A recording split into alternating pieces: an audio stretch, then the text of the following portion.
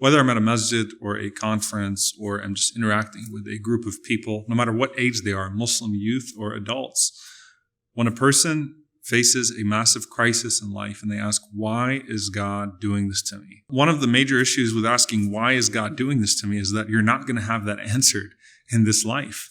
You might have signs, and you might have certain things that happen that cause you to come to certain conclusions. But at the end of the day, you're not going to get the definitive answer that you're looking for. And often people, put their closure or hang their closure on that I need to have the answer. Why is God doing this to me? And so this causes them to be in shambles in regards to their faith and so many other things. Instead of asking, why is God doing this to me? It's more productive. And what the Sunnah teaches us to do is to ask, what should I be doing? What does God want from me? Is it okay to even ask that question? Why God? These are thoughts that are necessarily going to come in our minds and our hearts. And a lot of times we might feel guilty for even feeling that way. So the consequence of asking why now is I don't have closure, I'm in shambles, and I feel completely, incapacitated by this lingering question of why. In the future, I might face a greater crisis. Something worse might happen, or I might never move beyond this crisis. So for the rest of my life, I'm going to be paralyzed by this particular thing. And then obviously in the hereafter, there's the missed opportunity to elevate yourself in the sight of Allah subhanahu wa ta'ala, in the sight of God, by drawing closer to Him through these trials, which are meant to push us towards our higher purpose and our higher calling. So there is no way to get the answer to why God in the specific sense.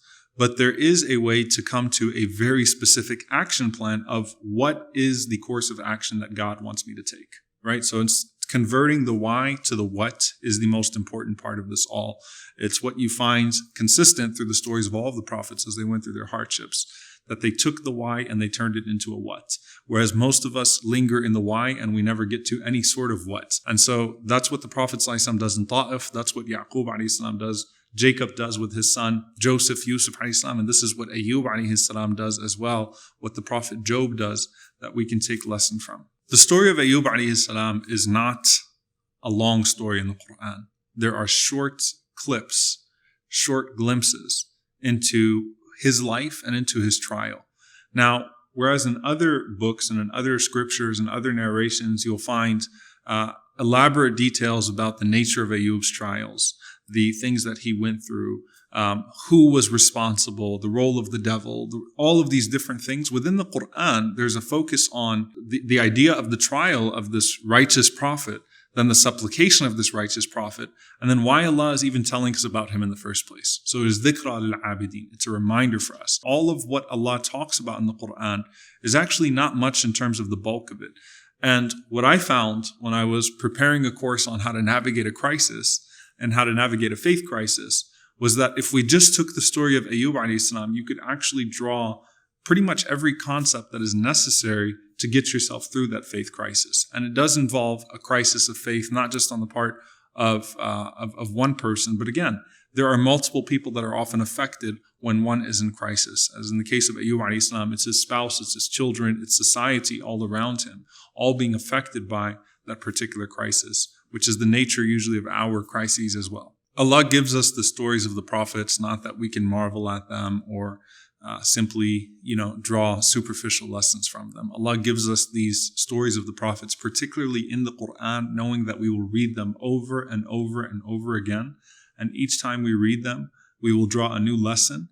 And depending on our own evolving circumstances, with our consistent readings of those stories, they will relate to us in an entirely different way. With this story of Ayyub alayhi salam, because you can pull out the discussions on creed and the question of evil in the first place and why bad things happen to good people, and the way that crisis in different forms can affect you, whether it's in your health, your wealth, your family, and the way that the entire nucleus of family and society come into play here, and trying to find that way back to Allah, and the eventual story of triumph, which is what we're all looking for when we are in that place of hardship. Because it's all there and it's such a short, deep portion of the Quran, then it'll really give us a chance in these few hours to draw in a deep way, inshallah ta'ala, to relate them to ourselves personally, so that whether we're in that crisis now or whether there's a looming crisis that we're not aware of, or the inevitable hardships we face in life come to us, we'll be able, inshallah, to draw from those concepts ourselves. And hopefully every time you read the story of Ayyub alayhi salam, and the story of any prophet,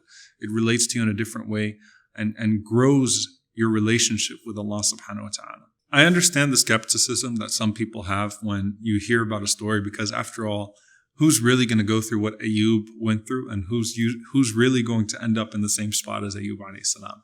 But the approach to these stories is that it is deeply personal. You never know. It might be that, you're not finding something in that story as it exists right now that relates to your situation. The believer is always reminded and finds benefits in the reminder.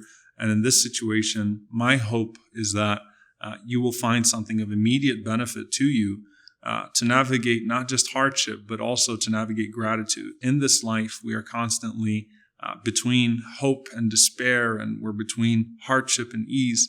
And in the story of Ayyub alayhi salam, there's something profound about how to navigate all of those different spaces. So I hope, inshallah ta'ala, you take the time to come, you bring your families, maybe those that have felt alienated and isolated and don't really want to hear anything about religion or religious solutions or anything about Quran right now, are in sort of a, in a dark place right now. I hope, inshallah ta'ala, this is a way for every single person to come out and benefit. Everyone, inshallah, wherever they are on the spectrum of religiosity or where they are right now in terms of hardship and ease. There is benefit here for everybody. So I hope you come out, inshallah ta'ala. I'll look forward to seeing you there. I really look forward to interacting with people all over the world with this course and, seeing how it can transform, because Allah would not have put it in the Quran unless it had that transformative power for us. So see you soon, inshallah. Make sure that you sign up. Assalamu alaikum wa rahmatullahi wa barakatuh.